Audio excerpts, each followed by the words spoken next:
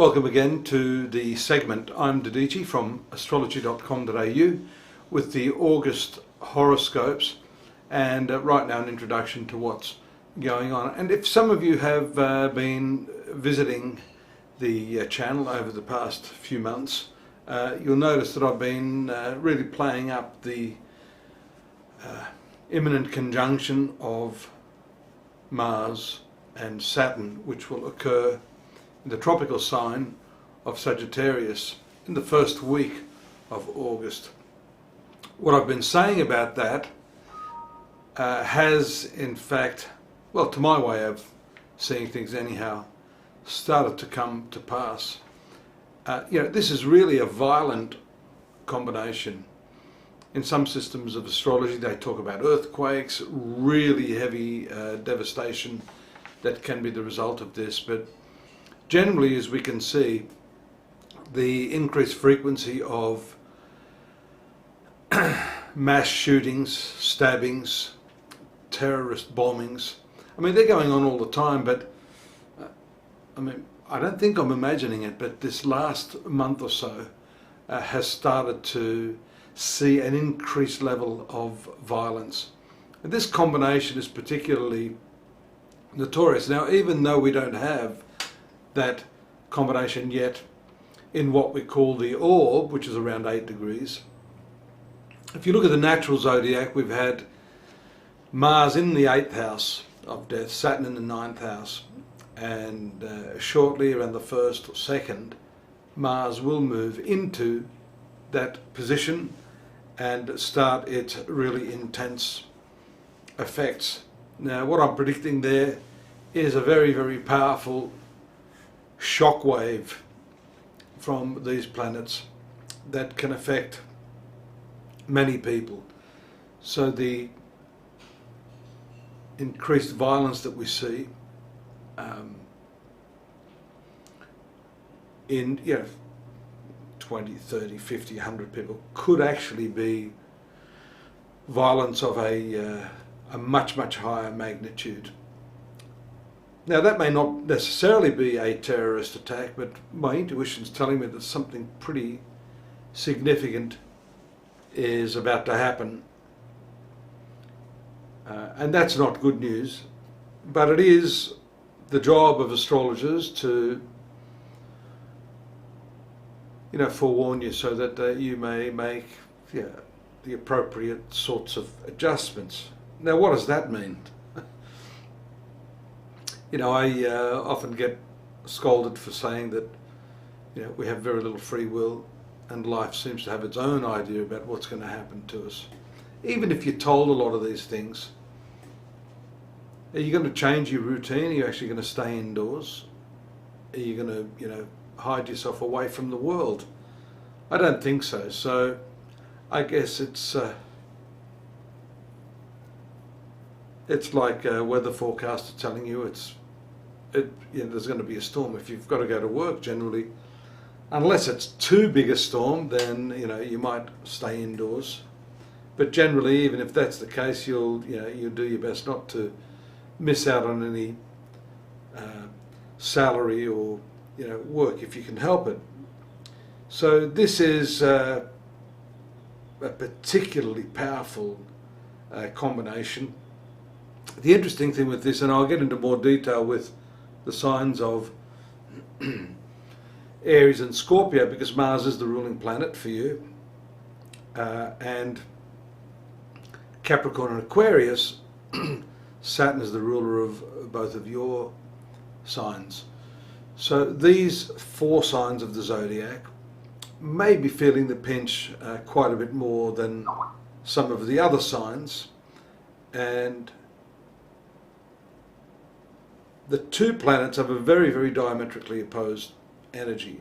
Mars is the outgoing, extroverted, powerful, aggressive vibration, whereas Saturn is the more conservative, withdrawn, and self-contained power or energy. So when these 2 planets come together, there is a real problem there. On the one hand, you want action. On the other hand, you're pulling back.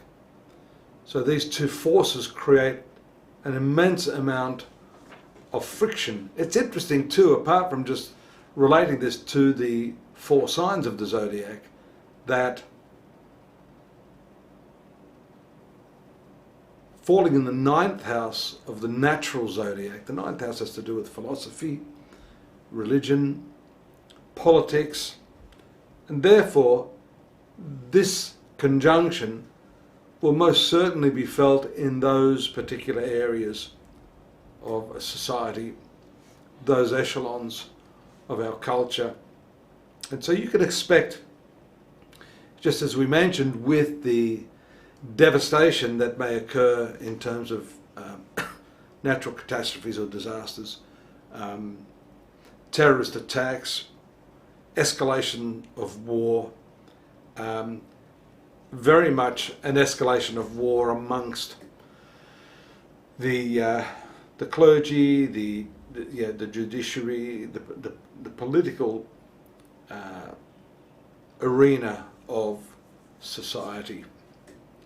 Generally speaking, for most of us, this can be a rather frustrating period when we need to really figure out how we're going to direct those energies. In what way are you going to be able to channel the frustration, the anger, the resentment, the fear as well, because Saturn has a lot to do with that. Mars is the opposite, as I said. So finding that delicate balance between the two, and if you can, it can be a rather constructive combo depending on where it occurs in your horoscope. So bear that in mind, and I'm not going to labour the point too much. I want to also speak, and I will more in depth, sign by sign if you hang around, on the new and the full moon. The new moon occurring on the 3rd of August in the 5th natural sign of the zodiac in Leo, and the full moon, which is an eclipse, by the way, in the opposite sign of Aquarius on the 18th. So that's a more amorous, social,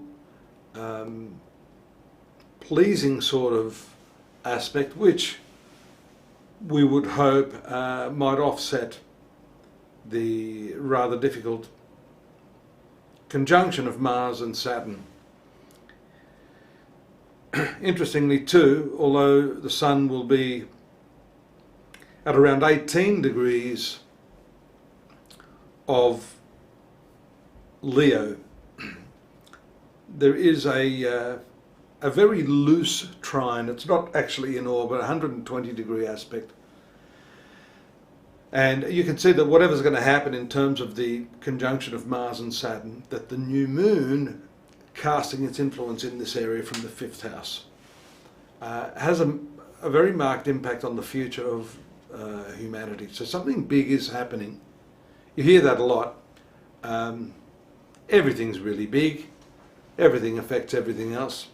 But I think because this 5th house new moon, natural zodiac that is, which relates to the future, having a relationship with that 9th house, which is considered past, brings to the fore and ties in our past karma and our future karma, not just as individuals, but as a race, as a whole. So hang in there, it's going to be an interesting month. It's just started. Let's get on to the 12 horoscopes, the 12 zodiac signs. I'm looking forward to going through that with you. And thanks for joining me today.